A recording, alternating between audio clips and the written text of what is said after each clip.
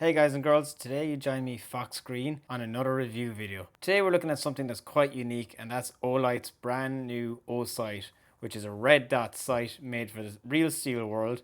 But as you know, this is an airsoft channel, so we'll be looking at this for airsoft essentially. Now this is a big change from what Olight does. As you can see in the name, they're obviously used to producing lights, weapon lights, lights for civilian use, all that kind of good stuff.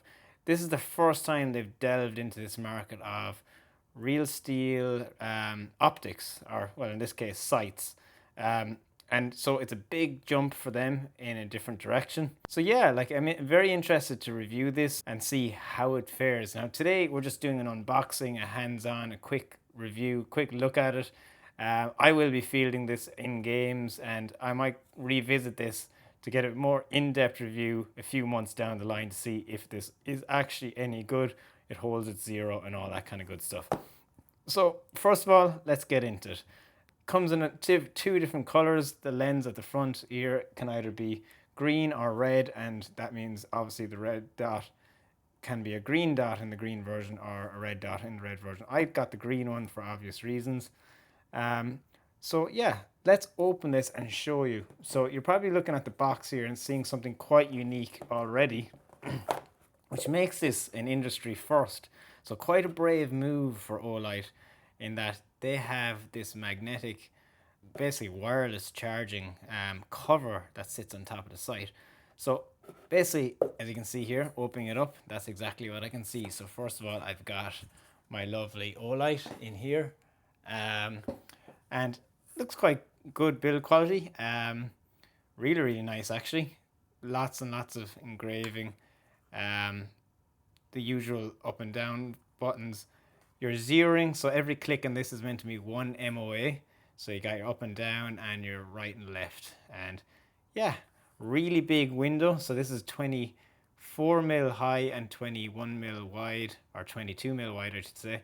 So it's quite a large red dot, and we'll show you what this looks like on a pistol soon for comparison. Then you got the very unique, and as I said, no one out there does this. This is essentially your charging hub, and you can obviously see there it's type C. So this is a 800 milliamp hour internal battery, and I think the battery in this is a 170 milliamp hour battery. So do the maths. This, when it's on it in its protective cover, which you can see is magnetic, starts to charge it. And the cool thing is, if that's 800 milliamp hour and this is 170, that should charge this sight roughly 4.7 times. However, Olight state on their website it'll charge it 3 times. That's still very good. So anyway, so as you can see, it's magnetic. This button on the side of this, I'm just trying to figure this out. So if I press this, yeah, it's an indicator. Looks like there's 25% in the cover on its own. If I'm right, when I put this on it, it will start charging. So it should charge up. It should then indicate, what's in the actual sight. It looks like everything's 25% at the moment. So pretty cool. Let's see what else we have in the box, okay? Little pull tab. I like how they do their unboxing experiences actually. Olight are quite good at that. Or maybe not. Okay, so we'll pull that out. We'll do this quite a bit manually. Yeah, I actually don't know why that pull tab is there. Thank you for being part of Olight family. Your support is why we do this. Now, just a disclosure too, I'm not receiving any money to do this review video, okay guys and girls? I am purely being just sent the product, and I do have a discount code for you guys. So up until tomorrow, you can get 20% off this if you order. That's but also if you use my code Kieran6, you will get 5% off. So nice little incentive there for you guys if you're interested. So let's get that box out of the way. So we got a few different things here, it looks like. First of all, yeah, let's just open this up. Got these strange pull tabs everywhere. Oh, it's just to rip it open. Okay. A bag for carrying everything. Okay, fair enough. Oh, and something for cleaning the lens. That's not bad. Let's get that in there actually. Let's keep that. Can't have too many of those. Open this one up. What is this? Oh, I think I know what this is. This looks like it is screws for mounting it, and quite a lot of them of different sizes. So we got 3.5, 4 mil, what is that? 4 by 40, and I think that's 6 by 32 mil. So lots of different screws for different mounting options. Okay. And in here we have got charging cable. And it looks like a pretty decent thick charging cable. Yeah, it looks like a good quality charging cable. Type C, obviously, for charging your hub here. Anything else in here? I think, oh, there is actually. So let's get all that out of the way. Here is your adjustment tool for adjusting your optic, it would seem. And yeah, that actually looks quite nice. Let's just have a look and see what that's like to adjust. Every click is meant to be 1 minute of angle. Oh yeah. So I'll just bring my mic closer. Listen to this. And it's very solid. So it doesn't feel cheap. The movements feel really, really good, which is something you really like to see. They're smooth, they're audible, and they also are tactile. So that's quite nice. Cool. And okay. So as you can see here, this is what you get in the box. The whole lot, and you got a user manual as well.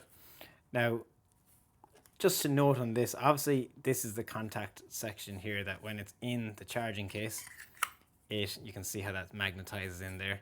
It just starts charging. Now, they claim, and actually it's written on the back of the box, and that as you can see here, this optic boasts a runtime of approximately 50,000 hours in mode 3 and can run up to 70,000 hours on a single charge. I'd love to test that, but I don't have 5 years of recording time that I'll be able to do that. So that kind of almost contradicts itself, right? So mode 3 is a mode. Now we'll get into the modes in a second. There's 3 modes in this, but mode 3 essentially is kind of cool, and I did test this earlier. There is a little daylight sensor on this, and mode 1 is essentially the manual one where you can turn up and down the brightness, and I think it's got 12 different brightness settings and 2 night vision settings, which are really, really low, which means if you're using with basically nods, you'll be able to see the red dot, but no one else will really see it. Now, mode 2 is lockout mode, so I think when you've selected the brightness you want, you can actually lock it, so no matter how much you mess with it or touch it, it will not knock out the brightness or change it. Mode 3, which I was mentioning, is essentially mode that if you bring it to dark room, it dims really quick. And if you have it out, then bring it outside, all of a sudden it brightens up. And I tested it, it actually changes so fast. It's really cool. So I have it set to mode 3, and that's what I'll be running with in field, because you know, if I go into a dark room, it's just going to dim down. If I go into a bright area, it's going to brighten up, which I think is really, really cool. There is a motion sensor too, so if you leave this on, apparently after 10 minutes, it will turn off, and you should be able to shake to activate or touch to activate it. Now, I was trying to shake it, and I wasn't getting it to come on. I'm sure it's something in the manual here will tell me there might be a way to enable it or not. Now, just if you want to turn it off and on automatically, or just by pressing it, if I press the plus button, it will come on. And if I press both buttons together, plus and minus, it will actually turn off the red dot when I hold it for like 2 seconds. So yeah, it looks really, really nice. Super clear glass. It looks quite thick, so for airsoft, I think it will survive most hits. It looks like it probably will survive an impact from a BB. There, actually, right above that, looks like the little light sensor. You can see a little circle. I suspect that's the light sensor for detecting the light and auto dimming or brightening it up. So that's quite cool. Now, here's the annoying thing, right?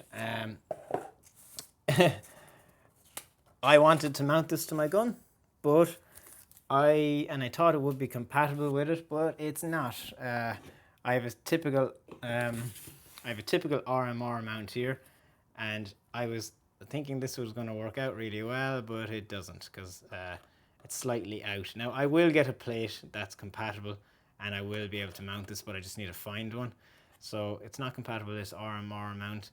I think it will fit on most guns, but if you get the right plate, but it doesn't come with a plate in the pack. You can get a Picatinny one for it off Olight as well, so you can Picatinny mount it. So just bear that in mind. It's not coming with any other plate, and it's not necessarily going to fit. So just do a little bit of homework before you order it to see if it's going to fit what you want to use it in. But other than that, it looks really cool. First impressions are quite good. It looks solid. It seems like it says it's made of aluminium. It looks quite strong. I have watched a few other reviews on this, and there was 2 negative reviews I could see on it that were kind of saying that it wasn't holding its zero. A guy was hitting it on the top with a magazine and it was knocking it out. I've yet to test this, guys, right? And I can't really test here until I get a mount that'll fit on a gun whether it holds its zero or not. But look, I can imagine that it's going to have to, because if you can't do that, I mean, it's going to be a complete flop. So I suspect, like any product out there, there's probably a few that are just duds, lemons, but I'm hoping this isn't a really it looks like a really cool product and it's innovative. I mean, certainly if it does come out to be a flop, this is going to be a method that other manufacturers out there that are in the game a long time are probably going to bring out. Now, another little thing to note here is, right, this is IPX6 rated. This is IPX4 rated. What does that mean, right? So this means essentially IPX6 means this is going to withstand water jets from any direction.